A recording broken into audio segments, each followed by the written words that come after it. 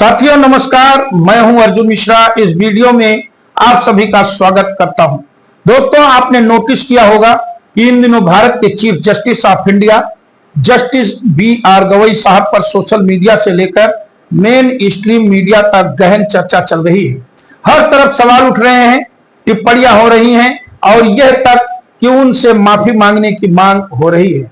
अब सवाल यह उठता है कि आखिर ऐसा क्या हुआ कि देश के मुख्य न्यायाधीश जो कि सर्वोच्च संवैधानिक पदों पर में एक पर बैठे हैं, उन्हें खुद सफाई देनी पड़ी और कहना पड़ा कि मैं सभी धर्मों का सम्मान करता हूं।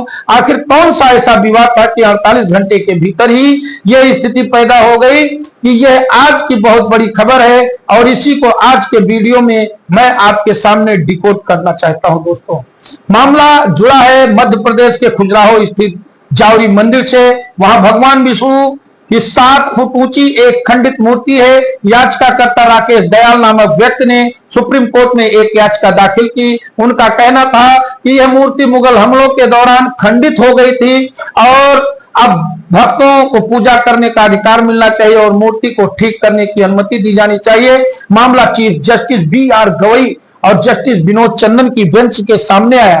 बेंच ने सुनवाई करने से मना कर दिया और याचिका को खारिज कर दिया। अब तक सब ठीक था। सुप्रीम कोर्ट को पूरा अधिकार है कि वो चाहे तो मामले को स्वीकार करे या न करे, लेकिन विवाद पैदा हुआ जब सीजीआई गवई साहब ने कुछ ऐसी टिप्पणियां कर दी जो करोड़ों सनातन धर्मावलंबियों के भावनाओं को आहत करने वाली मानी गई। मीडिया रिपोर्ट्स के मुताबिक सीजीआई ने कहा कि यह महज पब्लिसिटी के लिए है।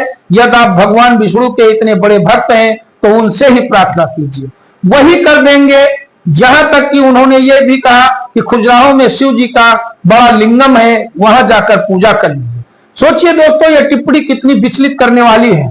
क्या किसी और धर्म के संदर्भ में कभी कोई जज या सीजीआई इस तरह की बात कह सकते हैं? क्या यह संभव है कि किसी अन्य धर्म के उपासक को यह कह दिया जाए कि अपने ईश्वर से खुद प्रार्थना कर लो या दूसरे देवता की पूजा कर लो? यह सोचने वाली बात है। दोस्तों, मामला यही खत्म नहीं हुआ। सीजीआई ने यह भी कहा कि यह पुरातत्व से जुड़ा मामला है और इसे एएसआई यानी आर्कियोलॉजिकल सर्वे ऑफ इंडिया को तय करना है। सुप्रीम कोर्ट इसमें दखल नहीं दे सकता। अब यहीं पर सवाल उठता है, जब चुनाव आयोग के अधिकार क्षेत्र की बात आई थी तो सुप्रीम कोर्ट ने कहा था कि हम पूरी प्रक्रिया को रद्द कर सकते हैं। तब चुनाव आयोग ने कहा था कि वोटर लिस्ट बनाना और बदलना हमारा विशेषाधिकार है। यानी सुप्रीम कोर्ट जब चाहे किसी संवैधानिक संस्था में हस्तक्षेप कर सकता है, लेकिन यहाँ एएसआई मामले में अचानक सुप्रीम कोर्ट खुद को सीमित मान लेता है। यह डबल स्टैंडर्ड क्यों? दोस्तों, यही कारण है कि सोशल मीडिया पर गुस्से की लहर दौड़ पड़ी। लोगों ने सवाल उठाए कि क्या हिंदू धर्म की एकमात्र ऐसा धर्म है जहां इस तरह की टिप्पणियां की जा सकती हैं और उस पर कोई गंभीर आपत्ति नहीं उठाई जाती? यदि यही बात किसी अन्य धर्म के संदर्भ में कही जाती तो न जाने क्या होता। सोशल मीडिया पर लोगों ने सीजीआई से माफी मांगने की मांग की।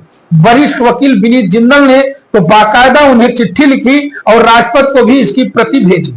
उन्होंने लिखा कि सुप्रीम कोर्ट चाहे तो याचिका खारिज कर सकता है, लेकिन टिप्पणी करते समय किसी भी धर्म की भावना को ठेस नहीं पहुंचाई जानी चाहिए। सोचिए दोस्तों, यही भारत का सेकुलरिज्म है। जब प्रयागराज हाई कोर्ट के जस्टिस शेखर यादव ने एक विवादास्पद टिप्पणी की थी तो तुरंत सुप्रीम कोर्ट और कॉलेजियम हरकत में आ गया। उन्हें फटकार भी लगी, लेकिन जब देश के मुख्य न्यायाधीश ने खुद ऐसी टिप्पणी की है तो मामला इतना हल्के में क्यों लिया जा रहा है? यही वजह है कि हिंदू समाज में आक्रोश है। सोशल मीडिया पर बवाल इतना बढ़ा कि 48 घंटे के भीतर ही सीजीआई को खुद सफाई देनी पड़ी। एक अन्य केस की सुनवाई के दौरान उन्होंने कहा कि सोशल मीडिया पर बातें तोड़ मरोड़ कर पेश की जा रही हैं। उनमें स्पष्ट कहा कि वो सभी धर्मों का सम्मान करते हैं और सभी धर्मों में विश्वास करते हैं।